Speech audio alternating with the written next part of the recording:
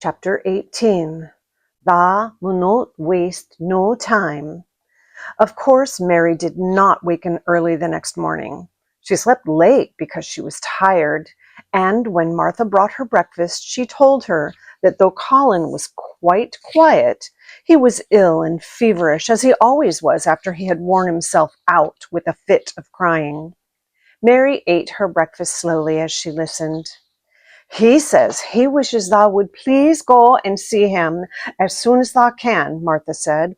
It's queer what a fancy he's took to thee. Thou did give it to him last night for sure, didn't thou? Nobody else would have dared to do it. Poor lad. He's been spoiled till salt won't save him. Mother says as the two worst things as can happen to a child is never to have his own way or always to have it.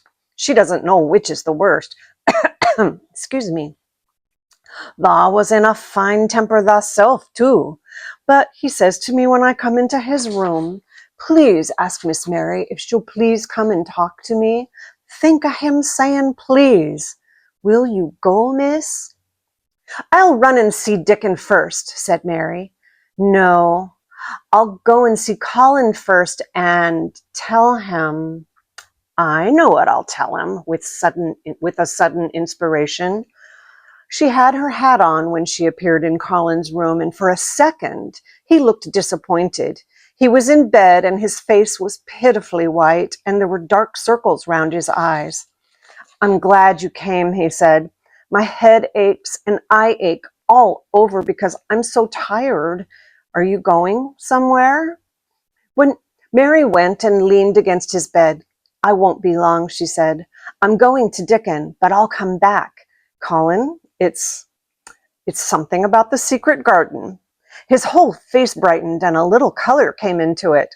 Oh, is it? He cried out. I dreamed about it last night. I heard you say something about gray changing into green, and I dreamed I was standing in a place all filled with trembling little leaves, and there were birds on nests everywhere, and they looked so soft and still. I'll lie and think about it until you come back. In 5 minutes, Mary was with Dickon in their garden. The fox and the crow were with him again, and this time he had brought 2 tame squirrels. I came over on the pony this morning, he said. He is a good little chap, Jump is. I brought these 2 in my pockets. This here one, he's called Nut, and this here other one's called Shell. When he said Nut, one squirrel leapt onto his right shoulder, and when he said Shell, the other one leapt onto his left shoulder. When they sat down on the grass with Captain, curled at their feet, Soot solemnly listening on a tree, and Nut and Shell nosing about close to them, it seemed to Mary that it would be scarcely bearable to leave such delightfulness. But when she began to tell her story, somehow the look in Dickon's face gradually changed her mind.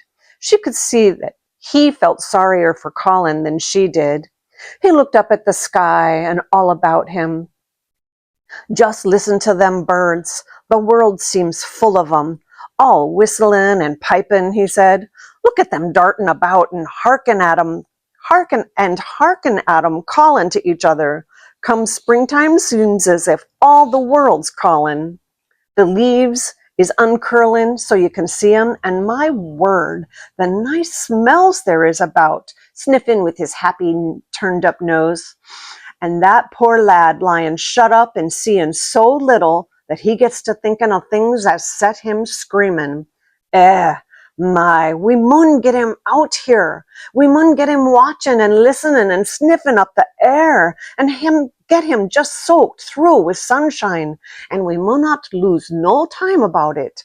When he was very much interested, he often spoke quite broad Yorkshire, though at other times he tried to modify his dialect so that Mary could better understand. But she loved his broad Yorkshire and had in fact been trying to learn to speak it herself. So she spoke a little now.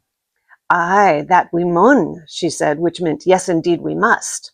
I'll tell thee what us'll do first, she proceeded, and Dickon grinned, because when the little wench tried to twist her tongue into speaking Yorkshire, it amused him very much. He's took a greatly fancy to thee. He wants to see thee, and he wants to see Soot and Captain. When I go back to the house and to talk to him, I'll ask him if thou cannot come and see him tomorrow morning, and bring thou creatures with thee. And then, in a bit, when there's more leaves out and happen a bud or two, we'll get him to come out, and thou'll push him in his chair, and we'll bring him here and show him everything. When she stopped, she was quite proud of herself. She had never made a long speech in Yorkshire before, and she had remembered very well. "Thou mun talk a bit of Yorkshire like that to Mester Colin," Dickon chuckled. "Thou'll make him laugh, and there's naught as good for ill folk as laughing is. Mother says she believes as half an hour's good laugh every morning 'ud cure a chap as was making ready for typhus fever." "I'm going to talk Yorkshire to him this very day," said Mary, chuckling herself. The garden had reached the time when every day and every night it seemed as if magicians were passing through it, drawing loveliness out of the earth and the boughs with the wands. It was hard to go away and leave it all, particularly as Nut had actually crept onto her dress, and Shell had scrambled down the trunk of the apple tree they sat under and stayed there, looking at her with inquiring eyes. But she went back to the house, and when she sat down close to Colin's bed, he began to sniff, as Dickon did, though not in such an experienced way. "You smell like flowers and fresh things," he cried out quite joyfully. "What is it you smell of? It's cool and warm and sweet, all at the same time." "It's the wind from the moor," said Mary. "It comes o' sitting on the grass under a tree with Dickon and with Captain and Soot and Nut and Shell. It's the springtime and out of doors and sunshine as smells so gradely." She said it as broadly as she could, and you do not know how broadly Yorkshire sounds until you have heard someone speak it. Colin began to laugh. "What are you doing?" he said. "I never heard you talk like that before. How funny it sounds."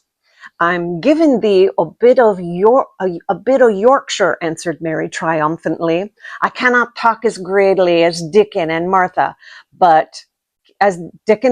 can, but thou sees I can shape a bit. Doesn't thou understand a bit of Yorkshire when thou hears it? And thou, a Yorkshire lad, thyself, bred and born. I wonder thou'rt not ashamed of thy face." And then she began to laugh too, and they both laughed until they could not stop themselves.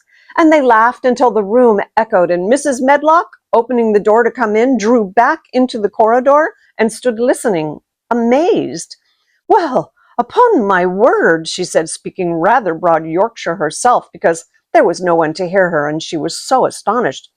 "Whoever heard the like? Whoever on earth would have thought it?" There was so much to talk about. It seemed as if Colin could never hear enough of Dickon and Captain and Soot and Nut and Shell and the pony whose name was Jump. Mary had run round into the wood with Dickon to see Jump.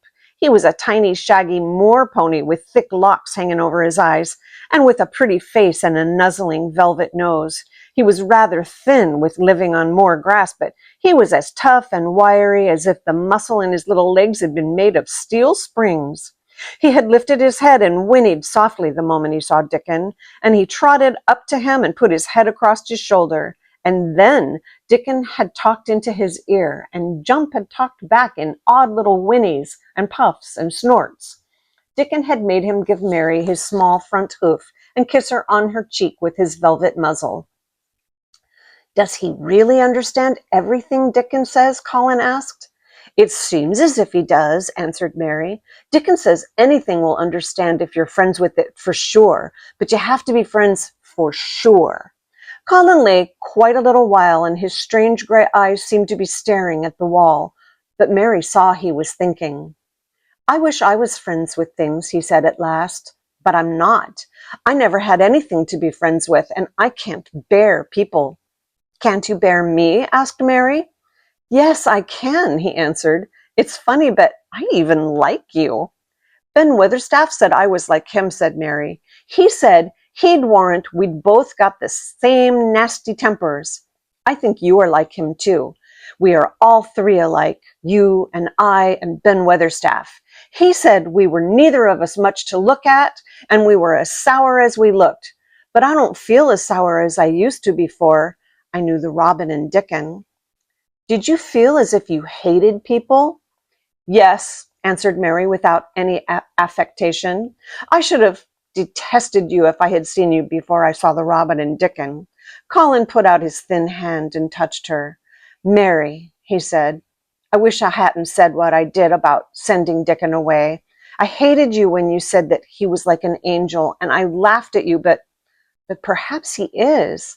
Well, it was rather funny to say it, she admitted frankly, because his nose does turn up, and he has a big mouth, and his clothes have patches all over them, and he talks broad Yorkshire, but if an angel did come to Yorkshire and live on the moor, if there was a Yorkshire angel, I believe he'd understand the green things and know how to make them grow, and he would know how to talk to the wild animals as Dickon does, and they'd know he was friends, for sure. I shouldn't mind Dickon looking at me, said Colin. I want to see him. I'm glad you said that, answered Mary, because quite suddenly it came into her mind that this was the minute to tell him. Colin knew something was coming.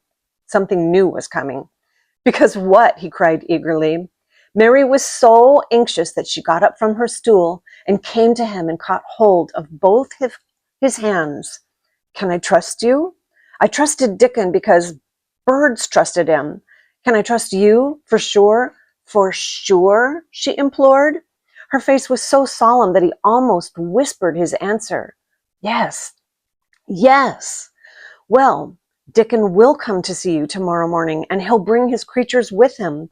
Oh, oh, Colin cried out in delight. But that's not all, Mary went on, almost pale with solemn excitement. The rest is better. There is a door into the garden. I found it.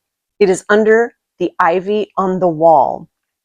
If he had been a strong, healthy boy, Colin probably would have shouted, hooray, hooray, hooray, but he was weak and rather hysterical. His eyes grew bigger and bigger, and he gasped for breath. Oh, Mary, he cried out with a half sob. Shall I see it? Shall I get into it? Shall I live to get into it? And he clutched her hands and dragged her toward him. Of course you'll see it, snapped Mary indignantly. Of course you'll live to get into it. Don't be silly. And she was so unhysterical and natural and childish that she brought him to his senses, and he began to laugh at himself. And a few minutes afterward, she was sitting on her stool,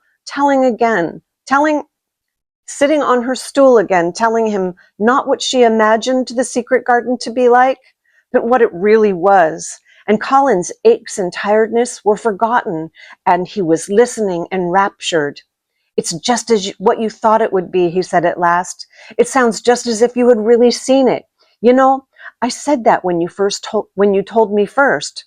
Mary hesitated about 2 minutes and then boldly spoke the truth. I had seen it, and I had been in it, she said. I found the key and got in weeks ago, but I daren't tell you. I daren't because I was so afraid I couldn't trust you. For sure.